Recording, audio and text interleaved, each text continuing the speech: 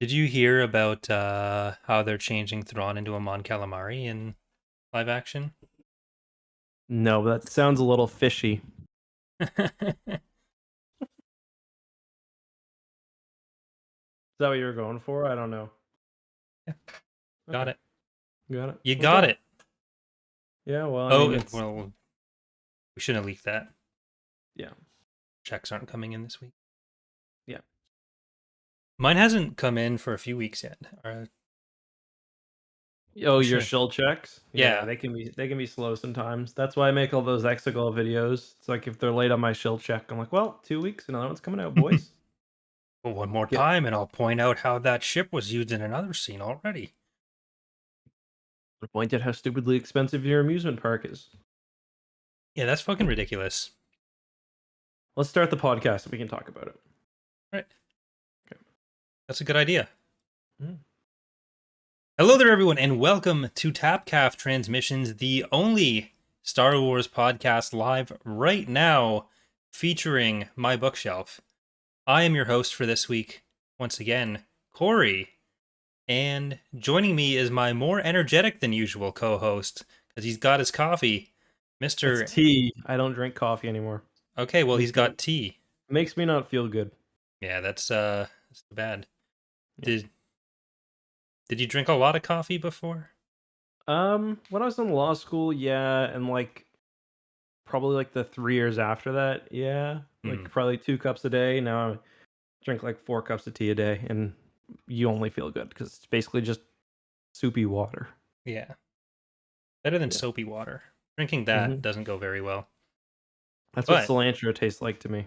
Anyway, I'm not sure if I'm someone who can taste cilantro normally or with the soapiness. I kind of want to test that, but yeah, it tastes like shit if you've got the soapy gene like I do. yeah. It's awful. It's just awful. But if you've got soapy jeans, then sometimes they come out nice and clean, and you can wear them some more. That's So true. How many that's days in a row would you have to wear jeans without any sort of major, like, oh, you got them muddy or you spilled a drink on them before you wash them? in a row, like Yeah. ugh, like just normal my life sitting here. I'm not particularly sweaty that day. hmm I don't know, maybe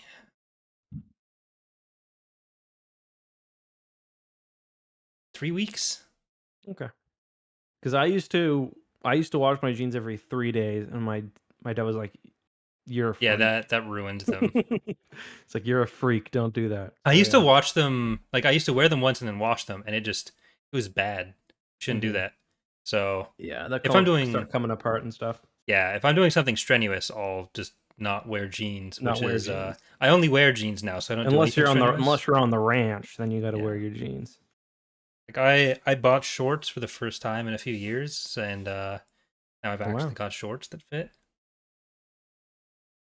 Yeah, that's fascinating. All right, so today we're talking about Before the Storm, which is book one of the Black Fleet Crisis. that's correct. It By is of yeah, so three. so people are saying that, or I think you were telling me that I messed this up because we have Into the Dark, Before the Storm, and then isn't there Into the Storm as well, or into I can't remember. There's too many So storms and darks and shit. so Like there's Out of the Shadows, then Into the Dark as the Young okay, Reader High Republic books. okay, Then there's Black Fleet Crisis Before the Storm. Then hmm there's High Republic The Rising Storm is the one we just right, read, which you called Into the Into Storm. the Storm. Yeah, But after the that's none Black of them. Fleet Crisis, there's the Darkness Crisis. Because I told Dana we were reading the Black Fleet Crisis now on the podcast.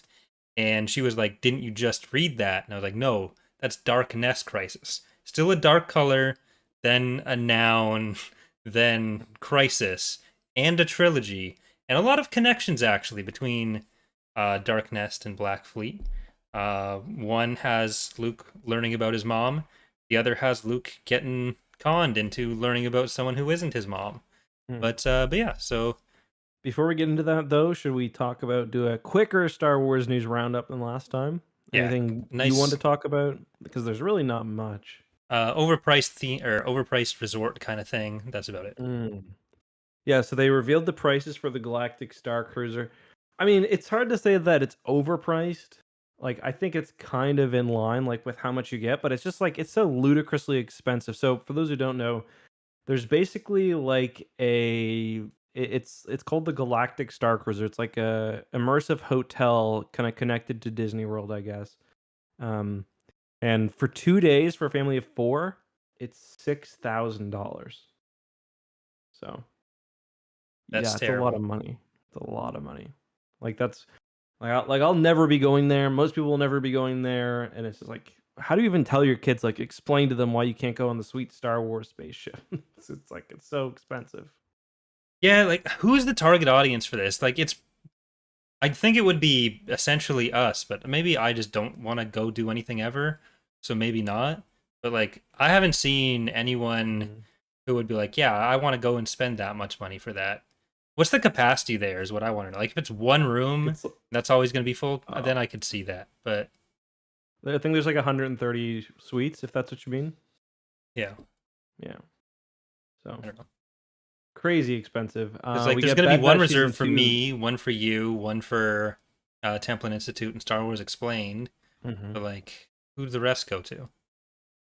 Yeah, and I don't think I don't. And there's no single person suites either, so you got to at least get two. So I mean, either you're bunking up with a buddy or you're just paying extra. But crazy.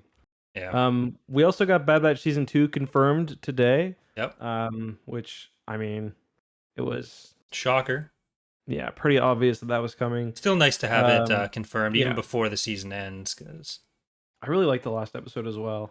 Did you have any thoughts on that? I don't know if you did a no, video review on it, I but haven't. No, I yeah, might do one on the finale before we get to covering it on the mhm, podcast. But right. So, the way it's working now is they're saying it's a two-part finale. Really, I think more reasonably, it's kind of like a three-part finale, with this last episode being part one, and then the next 2 weeks will be parts two and three. mhm, Um, so, well, the next episode actually comes out tonight. So, what we yeah, were talking about doing is we'll move Tapcaf next week to the Friday. That way, right. we can talk about the entire. We'll do like a season roundup episode, Yep. and then do we want to announce what we're doing after that? Yeah, we can. So next week is going to be Bad Batch finale recap. But the week after that, we're going to be covering Star Wars: The High Republic Into the Dark, Mhm. which is one of the High Republic young readers. Not, I don't think it's like teen, not young readers. Yeah, it's the I think young adult. Yeah, Yeah. it's the young adult novel that just came out by Claudia Gray, and we're going to have a guest for that episode from Kings and Generals. Yep. So Sounds pretty cool. it's going to be epic. Mhm. Yep, very epic. So, with that being said, let's get right into Before the Storm. And I was kind of going into this, I was a bit uncertain. I remember this book, this whole series, which is by, I don't want to say his name wrong because he specifically says how to say it. Michael QB McDowell. I thought it was Michael Cube or Cube, but Michael QB McDowell. It's sort of like military sci-fi almost in Hmm. Star Wars, which is kind of it's not unwelcome. It's just it's different. A lot of politicking in this book. A lot of it set on Coruscant, which I really enjoyed. Um, and I think we both kind of agree that that part of the book was pretty good, or at Yeah, least I think that you texted me something like that you enjoyed that. But there's multiple kind of plot threads going on. The main kind of threat in this book is the Duskon League, the Avathan Duskon League from the Kunat cluster. They're like this race of xenophobic aliens, of course, who have managed to steal some Imperial super star destroyers and star destroyers, and basically have this massive fleet. Basically, what happened is the Empire had shipyards there, and the Avathans rose up and kind of stole their shit. And this book kind of starts off with the Duskon League making some apparently making some diplomatic efforts on Coruscant. yeah. So there's the three main plot threads. One being that kind of Duskin League focused one that has some new characters like Etana Bot.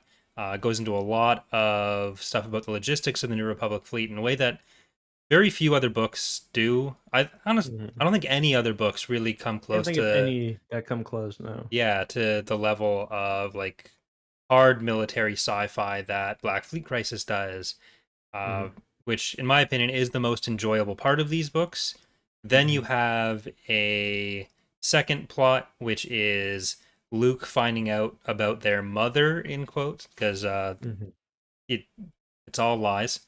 But he's He's approached approached by a by, Falinasi. yeah, Yeah, an adept of the white basically, current, which she tells him that his mother is basically one of these. At one point, someone calls them a witch. Is basically one of these four sect members, yeah, part of the Falinasi, who do come up quite a bit later on. including So Akana herself. Mhm. And so that's another one. And then there's a third plot string, which is there's this mysterious ship called the Taljakon Vagabond, which has kind of appeared through space. Kind of an interesting premise, almost like a bit Star Trekky in a way, where there's like this mysterious ship, and anytime someone gets close to it, it puts out this big loud sound, and then it jumps away, and sometimes even shoots at people, and has destroyed a few ships. So there's kind of the big mystery of what's going on there, and then of course that mystery is being uh, tackled by Lando, Lobot, R2D2, C3PO, and Uh, is that it? Was there someone Beckett. else with them? Yeah, that's No, it. like just the military people they're And with. their little task force they have, yeah. Lando's So, basically bored, so he's looking for something to do. And mhm, Drayson's like, "Hey, we want to find this ship. Go join that mission." And you yeah. get the A team of Star Wars with Lando, Lobot, R2, and 3PO. Mhm. This is like the only place that you really see Lobot outside of the movies too. Yeah, I was a bit surprised by that. Because Lando really does kind of like Cloud City does become another sort of mining operate or another money making operation for Lando. Like he doesn't go back to Cloud City like and take up permanent residence there for any large period of time. Like yeah, he runs there sometimes or they make reference to it, but he's got like the Nickelon mining base, he's got all these other things going on. So yeah, we don't really see a whole lot of Lobot. Whereas like Nine Numb, on the other hand, he shows up a lot. That's just kind of one of the other side characters who, um, kind of contrasting with Lobot. Yeah. So, what do you think about the split between the different storylines here? Because I know L- which ones I like and don't like, but how did you feel about the Luke one Yeah, and I the, mean the split itself is fine. Like the fact that they split it is yeah, fine. That's a very Bantamera Star Wars thing to do. But yeah, you're right. Whereas from best to worst, we have there's also kind of another split when Han Solo kind of goes off on his own, but that's just not really. that's more tied So into the like the yeah, Black Fleet stuff. I kind of group that and the Leia stuff yeah, because that's that kind goes of just between a few one. different point of view characters, but it's Mhm. still ultimately Yeah, the same plot. yeah. So that one's the Black Fleet stuff is obviously the best. The Teljakon Vagabond stuff is the middle tier, at least what we've gotten so far, which is only very little bit of that in this book. And then worst is the Luke stuff. Yeah, And I think this book is probably going to be the best out of the three. It's been a very long time since I've read these, probably 5 years. Or probably not quite that long. I reread them kind of when I started doing YouTube full time. But I remember that I kind of like in this case, I enjoyed the military stuff. Like the Fifth Fleet's a cool idea, and there's like the whole idea that this Fifth Fleet is like it's meant for defense, but it's become this big political hot button issue where hmm people are claiming that it's going to be a tool for offense and whatever.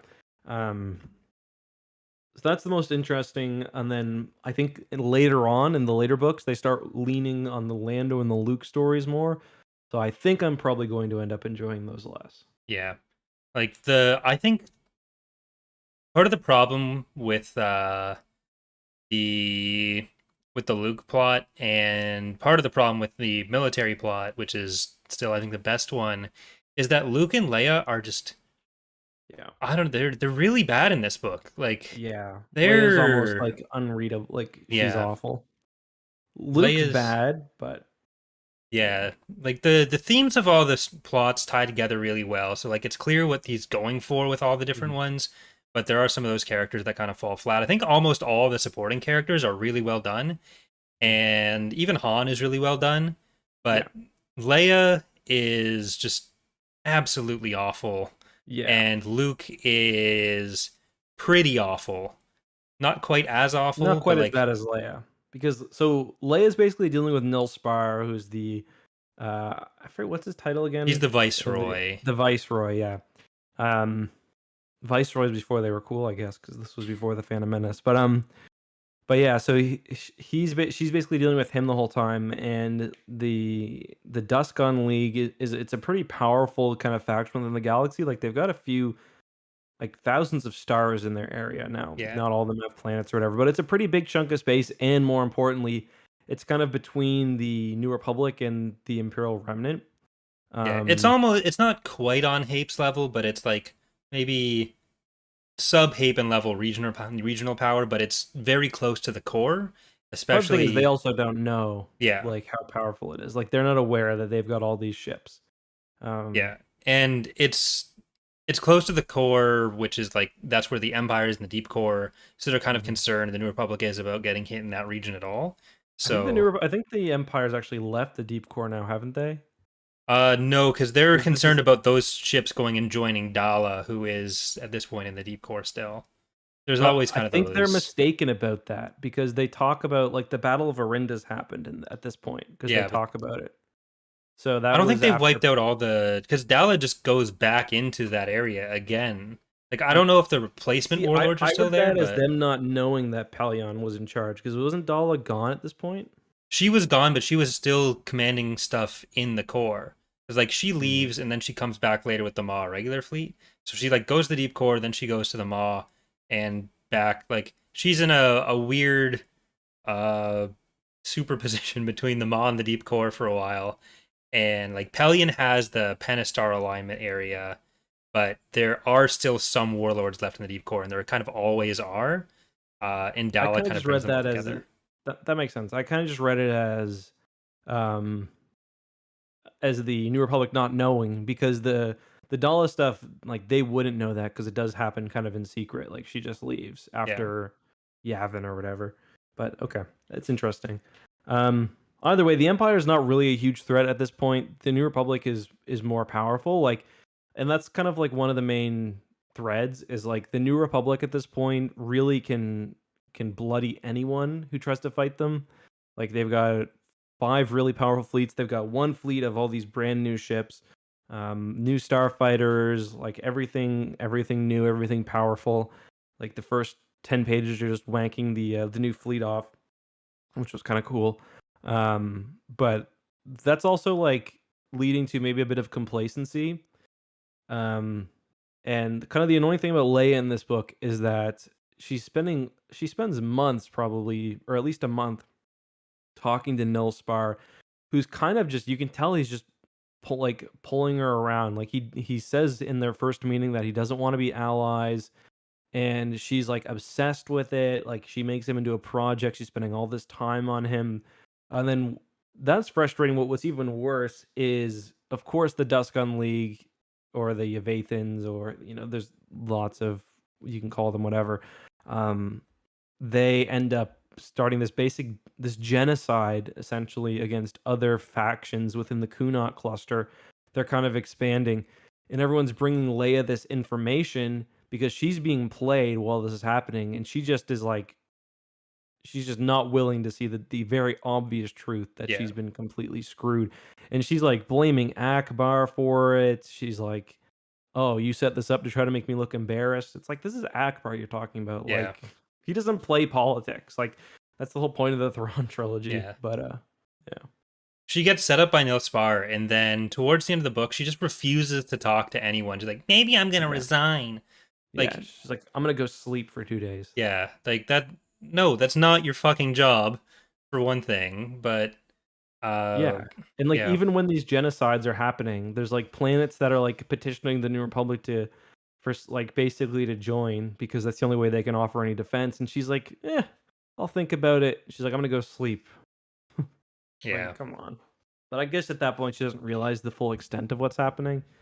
But yeah. yeah. Leia's kind of supposed to represent this kind of personification of what Luke's talking about earlier on in the book, Hmm. where the theme there kind of is like, what is the responsibility of uh, of a state or whatever organizational unit you want to talk about to use whatever power they have for good. Can they what is good or bad about like isolationism? Because on the one hand, you have the Yavitha who are basically going to go out and kill everyone if the New Republic doesn't step in. But there's Mhm. also the example of the Quella early in the Lando plot, where Yeah, their whole who thing created the is, ship. yeah, they made the Telshkon Vagabond, but they only stayed on one planet. They got complacent, Mhm. and like the book says, they had no reason to leave, so they never did. And then in the course of like 8 years, their planet got covered in ice, and no one heard from them again. So Yeah. early on in the book, Luke is talking about how uh, when Jedi reach a certain power level, they go off and hide because people want too much from them. And the Jedi are like Yeah. individual Jedi are kind of personified versions of what the New Republic is facing here in the themes of the book, at least. This was Where, the worst part. yeah, Like, this is it's just completely wrong. But sorry, I'll let you continue. yeah. So, like, Luke's thing is that he's so powerful now, people want all this stuff from him. His life isn't his anymore. And Leia kind of experiences that later when she kind of breaks down over it. So, Luke is Mhm. going into Hermitage. He gives the Jedi Academy over to Streen and then leaves, which is something he's never left the Jedi Academy before. So, this was really strange for him to Mhm. do, just abandoning all his students. Yeah, never, no. Yeah, He this doesn't never just happen. jets off and does his own thing. Is there any book where he like actually is at the Jedi Academy when bad things are happening? I don't think it He's happens passed out once. in, Well, what's yeah, it called? he wasn't mentally Jedi there, Academy 3. but like But, yeah. So Luke yeah. says that uh, there's a whole early thing about how in Luke's mind, like oh Obi-Wan or Yoda could easily have just fucked up the Empire shit, but Which they is just moved like, beyond such.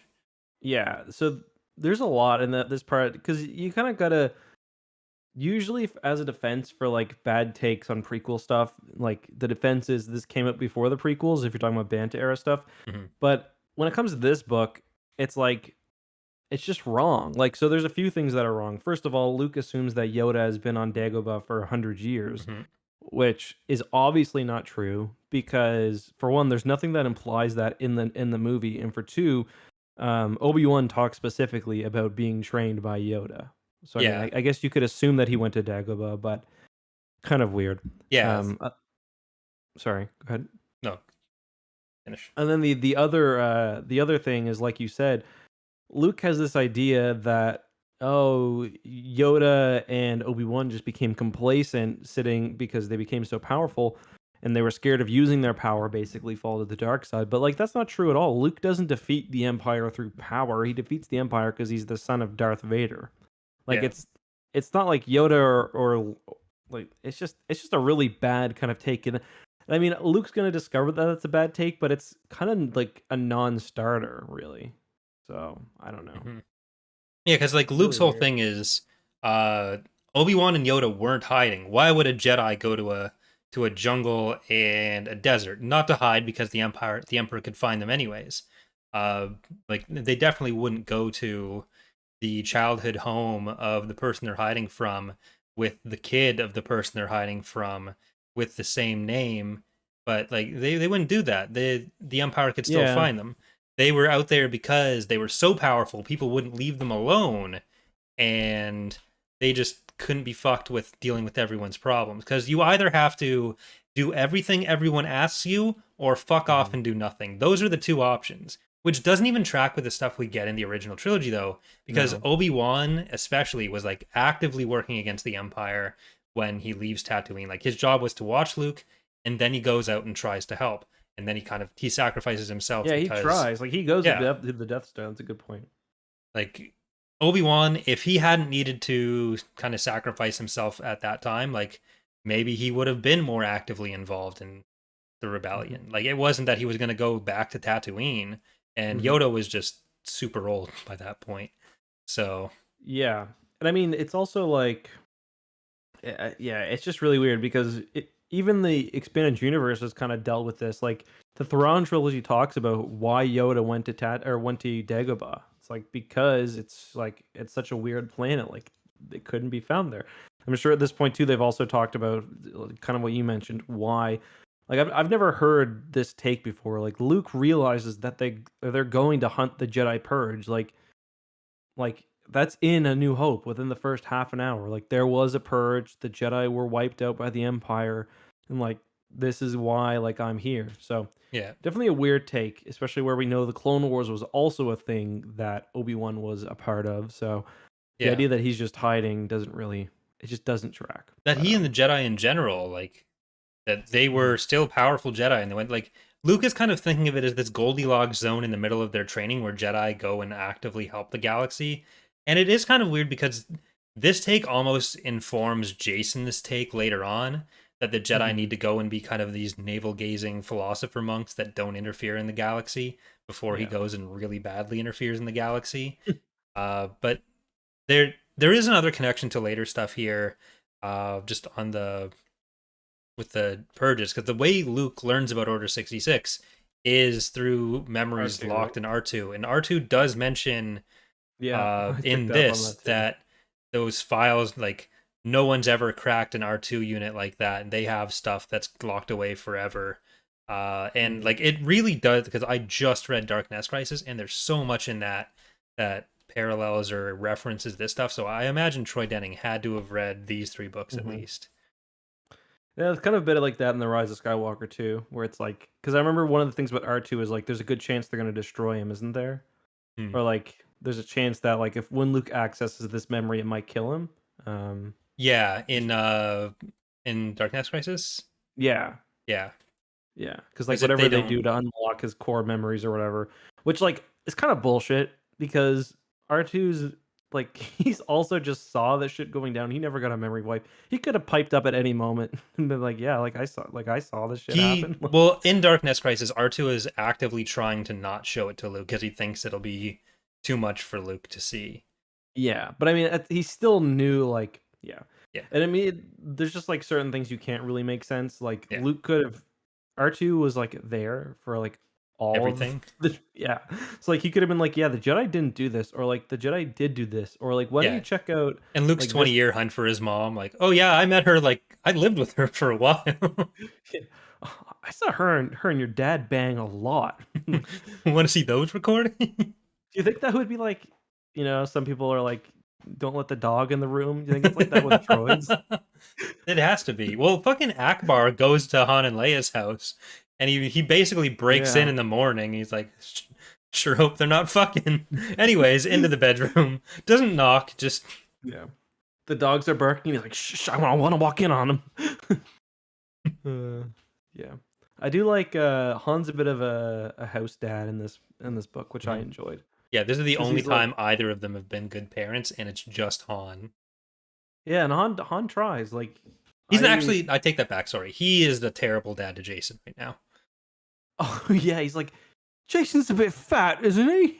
Yeah. Like. I don't know Yeah. why I No gave him a wonder British he. accent. This is like the weirdest portrayal of Jason, Jaina, or Anakin anywhere. Like, Mhm. I don't think this tracks with what's in the Corellian trilogy, or like I don't know. I think this came out before the Corellian Doesn't trilogy, track with the but Jedi Academy trilogy, but yeah, I forget the order any of that stuff came out in, but it's just such a different take on Jason than literally anywhere else. It's like he's this inside homebody, whereas like everywhere else he loves animals, loves the outdoors. kind of funny because Ben sort of gets that portrayal at one point. Maybe it's Jason. Remember, I forget who it is where it's like they're moving boxes and Mara's like, "Don't use the force, you lazy fuck." Is that Jason that she says that I to? think that's Anakin. That's when he's Anakin, yeah, you might be right. Yeah, because Or no, Anakin because would. isn't that when she's sick? Oh, when she's sick with the Coom spore, right? Yeah. Yeah.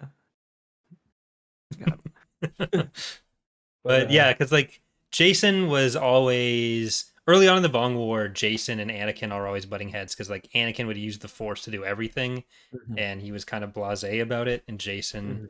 was a lot more like, "Oh, you can't do Like every that." time you masturbate, a kitten dies type of Yeah, thing. Every time you use the force. and it wouldn't it wouldn't be Ben because Ben kind of withdraws from the Force after the Mhm. war, and the reason he So it spent gets so much mind time with fucked. Jason is because Jason's the Yeah. only one that can kind of get through to him. Mhm. Yeah, that's a good point. I forgot that Anakin and um, Mara kind of go off on their own for a bit. Yeah. I forget where she's like. Where is she? Because she's like somewhere. I can't remember though. Where is Mara right now? Or No, like where is Mara when she's sick? I can't they remember. go to her and Anakin go to Dantooine Oh yeah. because Didn't that's they get when the battle happens. Because don't they're they all just get their running heads around. shaved at some point? That's on Duro when Right. there's some sort of infestation happening, so all the Solos end up shaving their You heads. talking about when she was pregnant with Ben? Oh, okay. That was an infestation too. Well, Mm. she almost killed it. I had one funny note I had for this is when they're talking about how like they've got alone time or like when they come home, it's like they've got this routine where the kids go into the pool and like they swim around and stuff, and then Han and Leia get time together and they say it's a chance to rail, and obviously they mean a chance to like complain about the day. But I just Yeah. the idea that a Star Wars book would write so like there was a chance for Han and Leia to rail. I was like, yeah, Get more of those we little need, Solo kids. yeah. Yeah, One's there. a hero, one almost destroyed the galaxy, and the third, who knows? So, Yeah, there was somewhere that Leia says, like, I'm doing all this to make sure my kids can grow up in a safe yeah, galaxy and none of them have to go through what we went through. Like, Sith Lord, dead, and Jaina almost probably. I dark feel like she side, was on a very bad path. traumatized. Yeah, I feel like Jaina was on a bad path. I don't know. I feel like having a sword of the Jedi is probably not a great idea, but who knows?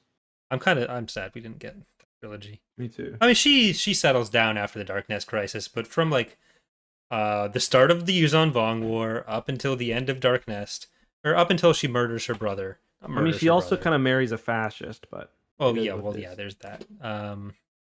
Jaina's whole life kind of not the That little best. thing. If she gets married on a superstar destroyer, no, no, it's normal stuff.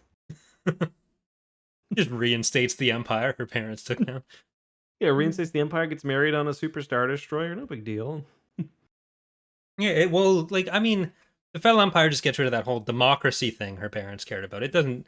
Yeah. It's still a nice empire. There's a Listen, our thousand ship's armor, called our Justin. ship's called the Megador because we're mega nice, not because it's not bad. I mean, that's a few different empires at that point. Then they become one empire. Just Yeah. all Isn't it the the Megador she gets married on though? I thought. yeah, Yeah. It's like but like the empire and the Fell Empire, I don't, or mhm. the Chiss. It's all the same thing. Yeah. Just looking at some of my notes. Another thing I thought was funny is so I got for notes. I got Senator Pyramus. I just want to remember his name. I had Chance to rail. I say they think Dahl is still in control. 100-year hermit. Leia being difficult, and then wrote Biss don't exist because at one point they're like the ship is headed back towards Biss, and I'm like, I bet you it's not headed towards Biss. Biss is gone, baby. That's The dead area to in me. space formerly known as Biss. Yeah, it's like They just got to throw an A before that. yeah, exactly. So Going yeah, to the abyss. Did you the other. notice? Oh, Sorry, go go ahead. ahead. I was just the other thing I wanted to kind of ask what you thought about this is they talk a lot of numbers in this book. And one thing they say is that there are 400 alien species in the New Republic on 11,000 worlds. What do you think of that? To me, the world sounds like it might be right, but there's Yeah, definitely more than 400 species in there there. are. Maybe Yeah. like you can probably shimmy that around with some like, oh, these have direct representation versus these are part of other areas Ruled represented by by the yeah. yeah. So like the Naboo sector has whatever. So Yeah. or the Chommel sector.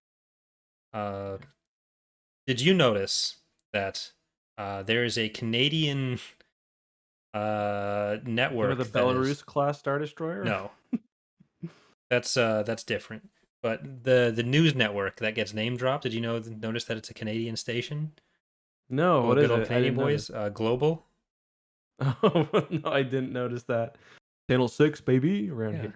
Global added a Right. new item to the feature queue, a speculative report that Princess Leia had already resigned as president. I could Yeah, see Global global's like covering the that. I guess yeah, I guess global's supposed to be like the Coruscant only. It's not no it's Yeah. no Perry Needmo news hour, but No. it is what it is. I enjoyed that aspect of like the kind of West Wing style. It's like shit's going down the Senate. It's like turn on the big TV that every room has to have on and like see what's going on. Enjoyed that. It was good. Yeah. We get so little look at like uh media and entertainment in Star Wars. So I always like when we get Mhm. that. I like the I gotta say I also like the Admiral Drayson stuff too. He's kind of an interesting character because and there's one point where Leia's like, so he's this kind of like black ops intelligence guy. He Yeah, works for, was it Sector Blue, I think it's called? Alpha Blue, Alpha Blue. which I always thought just And referred to the poison, but it's the actual agency or agency. and the Leia's like, who do you report to? And he's like, no one, if I'm being honest. It's like, just like you, like I'm a leader, and like the only thing that I report to is my morals. So like, hope that I do the right thing. Yeah, And it's like even because says he's there got all these later. connections. He's like, he like can work his way into like secret places. He's got literally no oversight at all because his like little faction doesn't even technically exist except like briefly under some decree that Mon Mothma created. Which, by the way, doesn't really seem like something Mon Mothma would do. I don't know. It seems like the kind What? of thing that Garm Beliblis would say Mon Mothma would do, but Yeah, maybe I may be thinking about canon Mon Mothma too much, but she always seemed to be pretty kind of about rule of law and democracy, and yeah, so like creating a secret. It's not really a secret police, but it's like secret intelligence agency with unlimited reach, basically. yeah.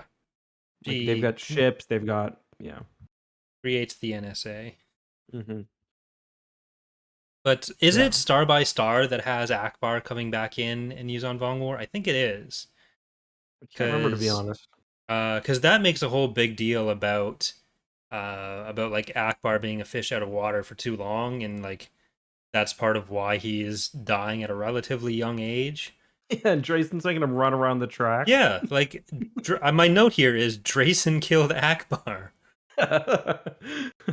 Yeah, Like Ackbar's supposed to be in water. He's always he's a saying fish. Yeah, uh, like all Han this calls him a physical fish head in this exertion. book. Yeah, Yeah, kind of Ackbar racist, by the way. and his physical exertion is not good. He needs to be in water. He goes to Mon Calamari in the Jedi Academy trilogy, so he would live underwater, and he's having trouble keeping his lungs wet. The poor guy. But Yeah, Drayson keeps making him come out and run around. Everyone's making him run around, and he dies which is like like he's 7 years later. yeah, and he's a dignified being. So it's I don't like the idea of Akbar on the side of like some racetrack, like you can just imagine. And like Drayson's throwing shade, but I'm like, okay, bring this underwater, bud. Let's Yeah, see how you do. like Drayson and Abad are exercising all the time, and Drayson calls out Ackbar for being flabby. It's like, can't fucking breathe, I'm a bud. fish, bro. Yeah. To be fair, Etienne Abat's like 100, so Yeah, I he think can talk he's a little close shit. to 200. He's like that old dude at the gym who's just fucking giving her on the tread on the stair climb. You're like, oh, that's easy. You go on and you're gassed 30 seconds in, He and then goes you go to the in. locker room and the guy is invariably hanging dong every time, He's got a foot up on this on the bench. just shaving his butthole. But The gym. I don't know. But yeah, that's how I imagined a bot. I kind of imagined. I was trying to picture like because Akbar's got his residence. That's one thing I also like. They visit all their residences on Coruscant. Hmm? I'm sure we'll talk about Luke's in a minute, but I imagined Akbar's is like a dam where you got to like swim underneath to like Yeah, arrive. Like kind of how I pictured it. I don't know how you saw it in your mind's eye. yeah. I kind of pictured it as it's, the whole Victory Lake thing has always been weird because Mm. where is it? But, Yeah. Well, I mean, this book also like portrays Coruscant a bit more. I mean, some of the Bantam stuff portrays it as a bit more yeah, of like a just heavily built up regular rather terrestrial than planet yeah, with a big city.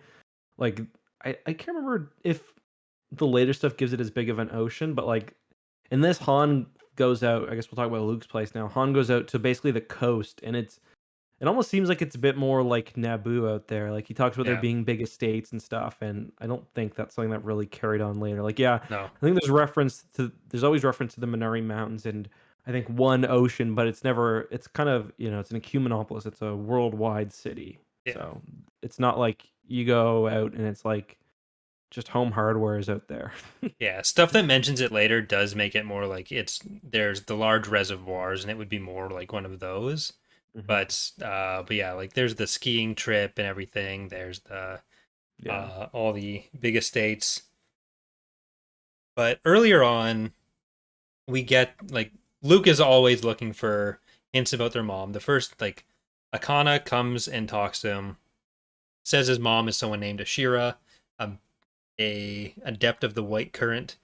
And Mhm. Luke goes to Leia. Leia's expecting the whole time, like, oh, Luke's gonna help us raise the kids now for some fucking reason, because apparently winter is not enough, and God forbid Leia has to spend 5 minutes paying attention to her children, which I don't think she does in this book. Yeah.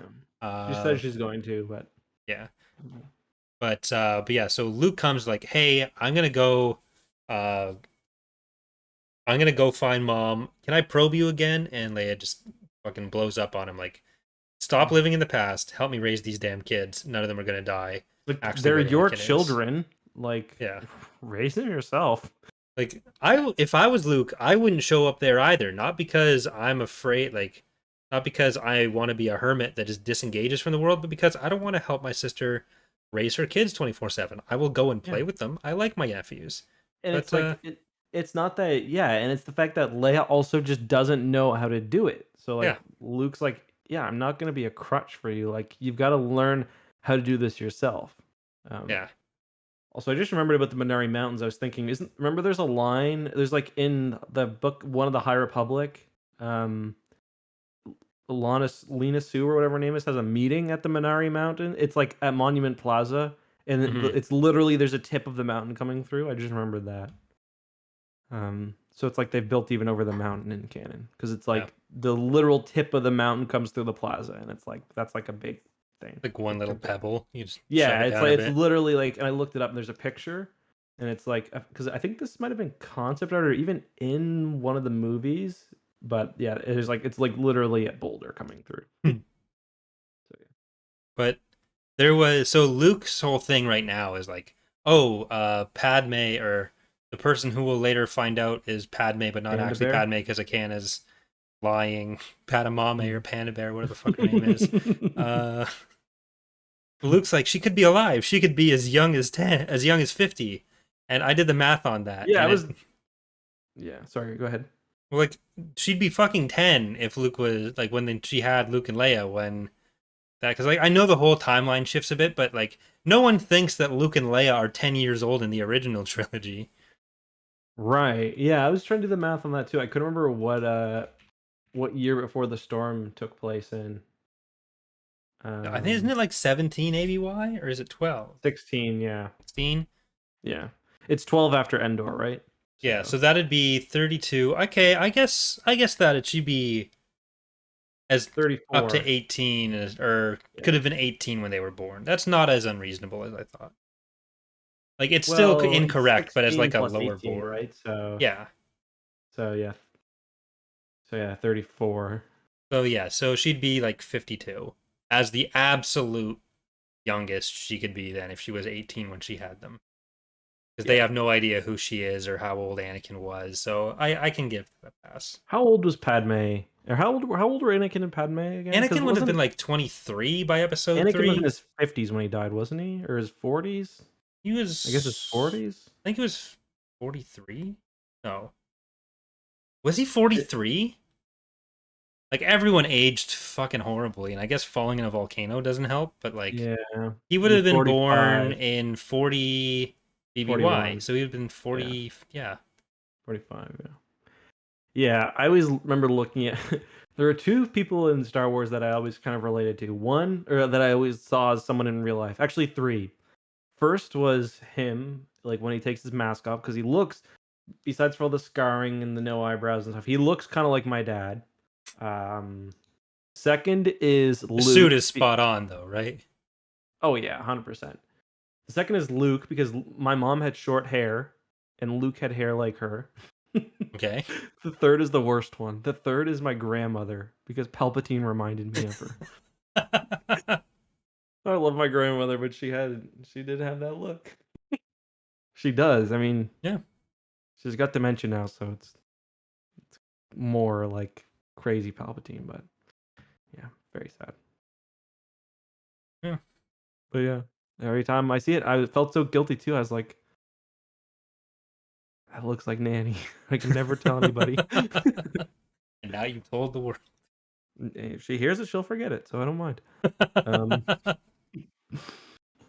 God, uh, yeah, Anakin's 43, 45-ish. What number yeah, did we settle on there? He's not 45, I very think. old. No. I mean, Obi-Wan's only what?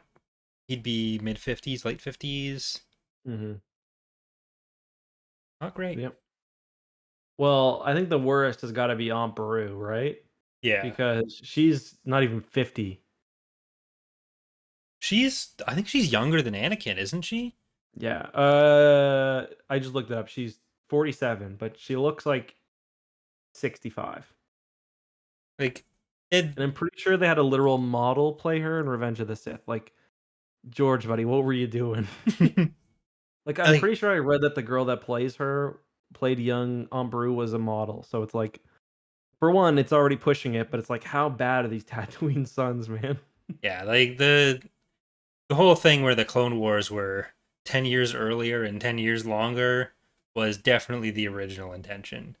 None of none of the character ages make sense the way it's portrayed. But I mean, George would have known, like, because he knew how old, unless he thought that there was going to be more of a gap before Revenge of I the think Sith, he maybe. very like I think the way the Clone Wars played out were very different from what he originally would have thought. Yeah, But but I even mean, by by the the time he was time, casting, like, he could just moved, like, because there's no reason that that Owen and Maru had to be a certain age. You know what I mean? You know what I mean? He just yeah, like casted actors. He could have casted there's anybody. no reason they had to be. Well, I get no, they had to be like 18 by the time Episode 3 happens if they're gonna raise Luke on their own, unless Yeah, but Luke they gets they left could with have been Klieg. older. I'm saying, like, they could have been Yeah, 30, yeah, and that would okay. have been, yeah, But yeah, well, I guess to have them be connected to his uh basically Anakin's stepbrother at all.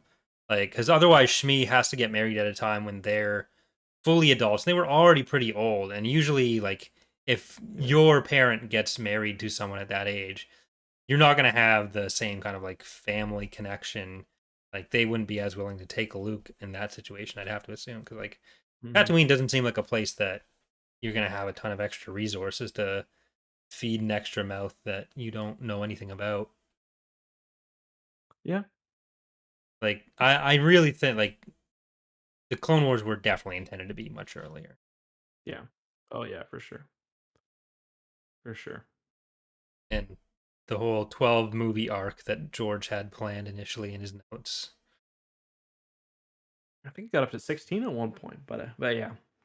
Let's move on. Is there anything else you want to talk about for this book? I mean, I feel like we've only kind of. I'm trying to. Uh, I'm just. I've got a nice old yellowed version here that I'm flipping through. there is This a must be point a that first Leia has edition. where, like, you can't just. I disagree with how Leia handles everything, but I do agree with her of, like, you're in these negotiations with people, and she lets it go way too far. But, like, Hmm. the Yavitha are just stonewalling them. Uh, so she should have known something shady was happening. But at the same time, Abbott and Akbar's insistence that, like, no, we should be able to just go into this sovereign territory and Yeah. do whatever the fuck we want. Like, no. Yeah. But later on, when they start nuking everyone, or when you get evidence that they're going to do that, then you have some authority to act or some Yeah. mandate to act. There's like Like, a line between Team America World Police and not letting people get genocided, yeah, which, and I gotta say, I really enjoyed. Well, that the last scenes in the book are very dark. I forget what they actually call.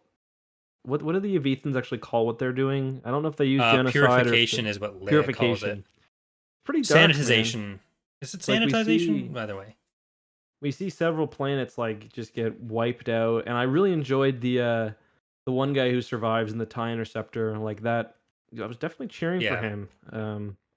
That was a good scene. Like, that was all well written, I thought. Yeah. Like, it's very Hitler and Chamberlain almost. Of Hmm. like Leia's declaring all the peace in our time, and then Nilspar just fucks everything. Yeah. Like, yeah, like, you maybe could have got away with it for a bit longer, like claim one planet at a time or something, but Yeah. he's like, no, I'm gonna kill these Kubas because they're ugly as shit. Yeah. Like, and then I'm gonna go bang all my wives. Like I think a lot of what Nilspar is doing on the political maneuvering side to discredit Leia, like I can see how that would work. But then Mm-hmm. when you get to that point where it's like, oh, all these colonies actually only existed to spy on us, even though like they some of those worlds, I think at least the entire species that belongs to would realize like, oh no, actually we've had that colony for a while. They didn't exist entirely as a spy facility on you. I Like think what it's he's gone too counting on is the far. fact that nobody goes in that part of space. Yeah. Oh, August is about to break in. Just a second. Yeah, like nobody goes in that part of space. Not even like traders or anything. So I think that's what they're relying on. But Yeah. yeah.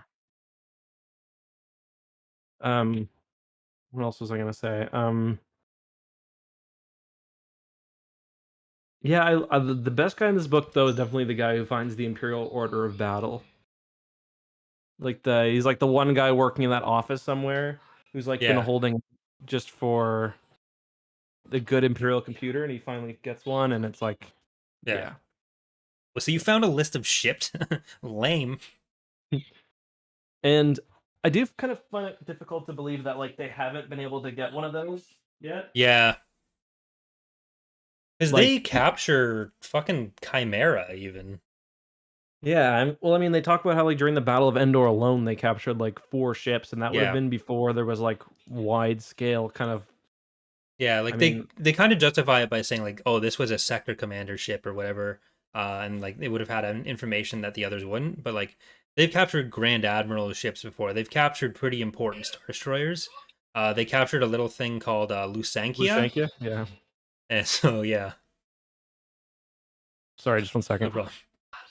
But yeah, depending on you can nod or shake your head if you want to move on to questions. Okay, so I'm gonna pull up the emails right now. I think we've got quite a few to go through this week, because it's been a moment, it's been a minute since we've been able to do our emails. I think we did uh on the Shatterpoint episode, but I don't think we've done it since. So Okay, I sorry. think we got to that one. So our first email today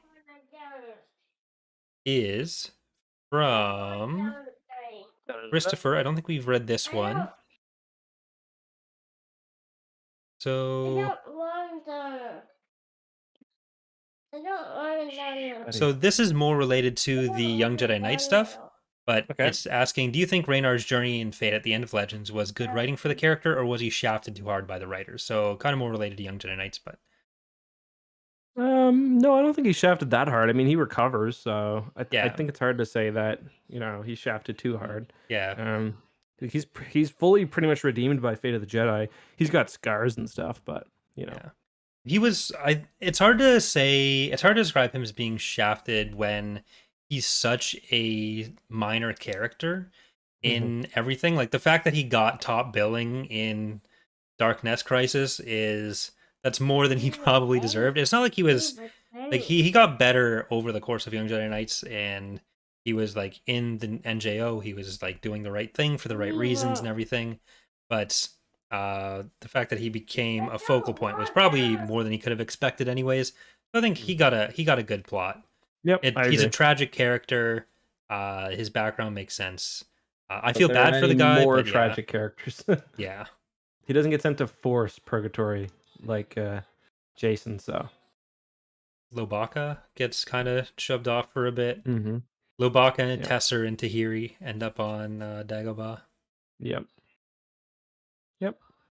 So I think he's a good character. Javier's question here is about the High Republic, so I think we'll probably get to that 2 weeks. in the Into the Dark episode. Let me just pull up the email so I can read the next one. You said okay, so we've got Garrett next. Yep. He says, "Hello, long-time listener, first-time question asker. My question is, what do you guys think of the whole NJO's different timeline to the Denningverse and Legacy era type theories? I've seen people say NJO was the good ending. Well, okay, so I think we can. I think we probably get the idea. I don't know. I mean, I think that the end of the NJO, like that last scene, especially on Kashyyyk, is definitely set up to be the end if that's how they chose to do it. But they obviously didn't. And yeah, I know you like Legacy, and like they're all I connected. like Legacy of So the Force, yes. yeah, Legacy I like less, but yeah. Yeah, so for me, I don't see them as a different timeline. I think they'll work well together. I think the Vong probably could have been integrated into later stories a bit more, but mhm. not to the degree where I see them as different stories, at least. The Vaughn kind of get like shoved off Hmm. at the end of NJO, and there's the whole statement from Nash Choka that like, oh, we'll help you. At this point, anyone who doesn't surrender, the Vong will work with you to kill any of the holdouts of Vong forces, which very much do exist across the galaxy, Hmm. and we can kind of assume that happens off screen in the next 5 years. But Yeah. I I understand where the theories kind of come from, Oh yeah. but the only extent that I can agree with them is to the same extent that you could characterize almost every author of having their own distinct timeline and world, because like it's a collaborative world building thing, the expanded universe. And you could point to some authors like Lucino and Anderson in particular as doing a lot of legwork to bring different stuff together. But fundamentally, the stories that everyone is telling are more focused on certain characters or put more emphasis on certain character relationships or character traits. We already talked about how in this book, Luke and Leia's portrayal doesn't really jive with what we know their motivations are elsewhere or how they act elsewhere or what their story will be elsewhere or the Obi-Wan and Yoda stuff. And you kind of just have to accept at a certain point that like there is going to be stuff that clashes, but singling out one thing as being uh, or one author as being that much more divorced is usually kind of counterproductive because it gives the idea that it is more one person than anyone. Like Troy Denning has so much influence over the post NJO period that it's kind of easier to point to that. But Yeah, that's part of the thing too, where it's like they did kind of go High Republic esque, where they had like mhm, four authors or three authors, depending on the series, kind of um doing a lot of it. But yeah, yeah, I agree. like Legacy, I think the comics diverge in a lot of ways. Part of that is just the 100-year gap, and then what does it answer or not answer between Fate of the Jedi in there. But Hmm. even then, it's like, yeah, you can treat them as different things, but if you go in understanding like each author's bringing their own characters and their own motivations to the table, you can say the exact same thing about Timothy Zahn, who probably does more to isolate himself from other Star Wars authors and other Star Wars works than a lot of authors do, like intentionally. So it's hard to say that it's just like, oh, this is the Denning verse and everything else is this one consistent thing before then. Yeah. His other question was, I've always wondered about the whole Jedi Queen slash Dark Man vision Jason had within the context of the Legacy comics. I think the who the Dark Man is changes a few times, right? Like sometimes it's Jason himself, sometimes it's Luke. I think sometimes it's Darth Krayt. Yeah, it does And get then the addressed, I think. yeah, it is supposed to be Krayt, isn't it? In Legacy, it's treated as Crate, I think, and there's like some direct mention of it, but I'd Hmm. have to And then the Queen is isn't that Alana? Alana. Yeah. Because I think she's still around there. Because I did a video on like the Skywalker family tree a while ago, and I've looked more into Legacy since then because I think I made some mistakes in that video, and I like a lot of that does get kind of mentioned. Yeah. Okay. Let's read the next one. Next up is from Justin. He just wants to talk about Final Flight Games campaigns. I don't think we've even got any news right now. So Yeah, yeah, when there's news, there'll be news. You're yeah, doing one, it's right? yeah. I'm doing some like I have a pretty consistent series Edges of Despair on my gaming channel. But the with the series that the two of us were doing with like Shaq and Wasted and Charlie, Hmm. it's probably safe to assume that like baseline assumption there should be that we're probably not getting back to that. There was unfortunately a big issue with like stuff getting claimed. Not with us directly, but in the Yeah, buddy. yeah. Don't put that around your neck. Like everything's good with us all, but there was an issue with tabletop sim assets and everything and how they're used.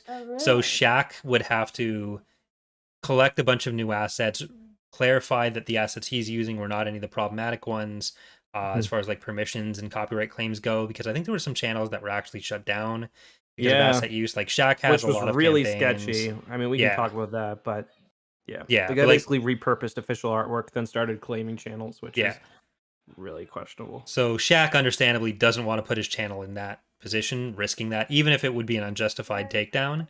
So like he'd have to rebuild the whole thing because he's very invested in like making sure that when he does those campaigns, he has the full table set up. So it's a lot of work for him to redo that for essentially one episode. So unfortunately, it probably does mean, especially this far out, that we're probably not getting to that. Yeah. Joel asked two, so maybe we'll just do one of his. Plus the one, two emails. I'll read the one for Black Fleet Crisis. Okay. If we assume the Mandoverse will lead to a Thrawn trilogy loose adaptation, how do you think that can play out and still more or less lead into lead into or mesh with the sequel trilogy? And that was one question. The second was also, do you think the recent Palpatine contingency article from StarWars.com is an indicator they won't be ignoring the post-Endor plot line? Did you read the article on StarWars.com? I It was did just kind of not. a I did not. summary of the everything, like the contingency and Palpatine coming back. There was a little bit of new information, but not a lot. I don't think it really indicates that. I think it was more just like a Star Wars database entry. Really, I Yeah. don't read too much into that personally. Um, as for the Thrawn trilogy adaptation, I mean, as long as you don't do too much with like Luke or any huge war, I think you can, Yeah. buddy. I think you can get away with a lot. Yeah. Like it's kind of the same thing as like the 1,000 years of peace before the Clone Wars, and like we still get stuff like the Stark Hyperspace War. We still get in the canon side, we get the stuff with the Nihil. So like you can afford a pretty sizable conflict depending on how you frame it exactly and where the threat comes from. So like, is this going to be stuff that a lot of these characters are doing more on the covert side to shut down a threat that like Thrawn's cooking up? Uh, and maybe that'll lead into something later. Maybe it all gets resolved pre sequel trilogy. But I don't think the way that the sequel trilogy talks about like, oh, the Empire's been kind of dead for a while means that there's like no room for military activity in that time, or no room for a kind of smaller war in that time. Yeah, totally agree. I think we've got one email left. We've got one from Justin who says this just again. So, question for Corey. Uh, this is a kind of an Empire War term. What is the difference between hard coded or soft coded? As someone who's going into programming, I've not encountered the term hard coded in many of my classes or any of my classes. So it's less of a programming term and more of a kind of modding or game development related term, where from a modding perspective, a hard coded thing would be something that's part of the engine, something that's not accessible to modders. So it's not malleable. It's just there. You can't touch it. So all the stuff in Empire War that we can't modify would be hard coded. That's basically what that means. Like the opposite, and like something soft code would be like a texture or like an XML file changing something or like Yeah, anything you like can. anything Yeah. accessible, anything you can modify. I've never heard the term soft coded used, Mhm. but I guess that would be the kind of Yeah. corollary to hard coded. So that would Yeah. be basically how that gets wrapped up. Yeah. Yeah. Any other? I'm just gonna check the emails. I think that was pretty Yep. much all of it. Oh, did you see my copyright thing I got the other day? I tweeted about it.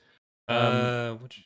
I put a video out about whether that was Scorch and the Oh yeah, yeah. Because the demonetization, not copyright, right? yeah, oh yeah, sorry, demonetization. Yeah, so I got flagged for inappropriate content and I'm You pointed 95% at his dick. sure. Yeah, I'm 95% sure it was because the arrow was pointing at his cod piece. Look, So, everyone's been telling you that arrow is going to come back to bite you someday. and it So did. And it was a human who confirmed it and I just got a tweet or a message from Team YouTube on Twitter saying, "Are you satisfied with us?" No, I'm not. maybe they Uh, think like scorch is some new term for like it's hot. You were calling Scorch's dick scorch. or it could be So like some dirty sex act. yeah. It's like you lock your partner under the sheets, then turn up the thermostat really high. Um, Thinking out loud here. okay. Uh, thanks for watching, everyone. Yeah, is there anything else we want to talk about? I think we got most of the questions. I think we talked about the book this time because there was stuff that happened in this book, unlike the Emperor's Plague. Yeah. So yeah, next week we are going to be talking about the Bad Batch finale. So it'll be kind of a season wrap up with a heavier focus on the finale itself. Mm-hmm. Then the week after that, make sure you read Into the Dark if you want to read along with us, because we are going to be talking about that with Kings and Generals. Mm-hmm. And then after that, we'll probably have another week of Young Jedi Knights after that, and then get back into Shield of Lies. Yep. So Sounds good to me. All right. So with that, I think it is time to say goodnight. August, do you want to help me here? Okay. You want to sign off and say good night, everybody? Do you want to say rate 5 stars? Okay. hey, There we go. Exclusive. But yeah, all good right. night, everybody, and make sure you leave next episode too. I'm going to be checking the episode reviews, so make sure. All right, make sure you leave a review with the word crunchy in it if you can. All right, there you go. Have a All good right, night, everyone. good night. Oh, Minecraft in 45 minutes on youtube.com/x2, twitch.tv/x2, and twitch.tv/Corey loses. There it is.